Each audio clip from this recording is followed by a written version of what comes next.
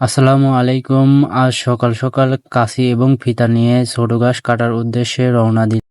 ছোট ঘাস বলতে পতিত জমি বা খালি জমিতে যে সকল ঘাস হয় সেই সকল ঘাস আমরা কেটে নিয়ে আসব। আমরা যেতে যেতে দেখি যে সবাই আগে থেকে ঘাস কেটে নিয়ে আসতেছে। আমাদের গন্তব্যের উদ্দেশ্যে যাইতে যাইতে দেখি এক ভাই ঘাস কাটতেছে। এই ভাইয়ের খামারে প্রায় 10টি গরু আছে। সেই 10টি গরু লালন পালনের জন্য সে তাদের জমিতে লাগানো ঘাসও খাওয়ায়, এর পাশাপাশি এইরকম ছোট ঘাস জায়গায় জায়গায়তে নিয়ে আসে গরুকে খাওয়ায়।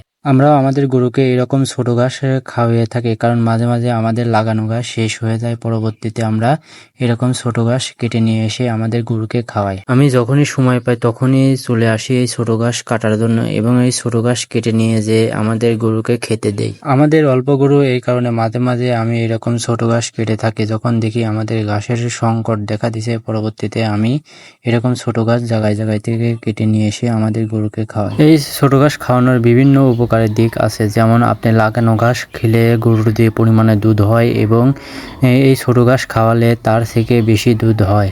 তাই আমাদের যখন কাজ কাম থাকে না তখন আমরা প্রায় দিনই এরকম ছোট ঘাস কেটে থাকি দল বেঁধে। বিশেষ করে আমাদের গ্রাম অঞ্চলে ছোটরাই এরকম ছোট ছোট ঘাস কেটে থাকে, কারণ তারা পড়াশোনার পাশাপাশি সকাল বিকাল এইরকম ঘাস কাটে। কারণ তাদের খামার বা তাদের পালে 2-1টি করে গরু থাকে এবং তাদের বাবা মা বলে যে সকালে এবং বিকালে গিয়ে তোমরা ছোট ঘাস কেটে নিয়ে আসো, যাতে করে আমাদের গরু পালনে খরচ কম হয়। গ্রাম অঞ্চলে যে সকল ছোট ছোট ছেলে মেয়ে বেড়ে ওঠে, তারা ছোট থেকে তাদের বাস্তবতার সাথে লড়াই করে বেড়ে উঠতে হয়। এসব কষ্ট আপনারা হয়তো বুঝবেন যারা শৈশব কেটেছে গ্রামে। আলহামদুলিল্লাহ, আমাদের ঘাস কাটা প্রায় শেষ। এখন আমরা বোঝাজা বাঁধন দিয়ে আমরা বাড়ির উদ্দেশ্যে রওনা দেব ইনশাআল্লাহ। হয়তো আপনারা বলতে পারেন যে ভাই, আপনি এরকম ছোট ঘাস কেটে খাওয়ান, এরকম নিম্ন কাজ করে থাকেন কেন? আসলে ভাই, কোনো কাজই ছোট নয়, এবং আপনি যখন এইরকম কোনো কাজের ভেদাভেদ করে যাবেন, পরবর্তীতে আপনি কোনোদিনও উপরে উঠতে পারবেন না, কারণ মানুষ ছোট থেকেই বড় হয়। আমরা ছেলে মানুষ ভাই, আমাদের পরিশ্রম করতে হবে, কারণ পরিশ্রম ছাড়া আপনি কখনো সফল হতে পারবেন না। আমি ছোটবেলা থেকে এরকম ছোট ঘাস কেটে থাকি, হয় আব্বুর সাথে হোক এবং বন্ধুদের সাথে হোক। আমরা সবাই দল বেঁধে ঘাস কাটতে গেছি, আবার দল বেঁধে চলে এসেছি। সেই সকল স্মৃতি এখনো মনে উঠলে অনেক ভালো লাগে।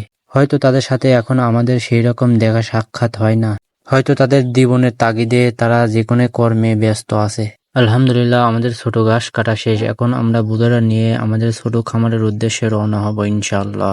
আমাদের গ্রামে প্রতিনিয়ত বৃষ্টি হওয়ার কারণে রাস্তায় প্রচুর পরিমাণে কাদা হয়।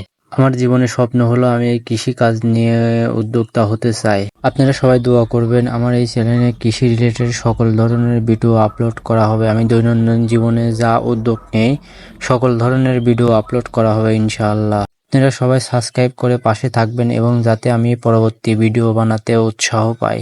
অবশেষে আবার বলি, আল্লাহ তাআলা যেন আমাদের কৃষি এবং খামারে বারাকা দান করে এবং আমি যেন একজন সফল উদ্যোক্তা হতে পারি। সবাই আমার জন্য দোয়া করবেন। আসসালামু আলাইকুম রহমতুল্লাহ।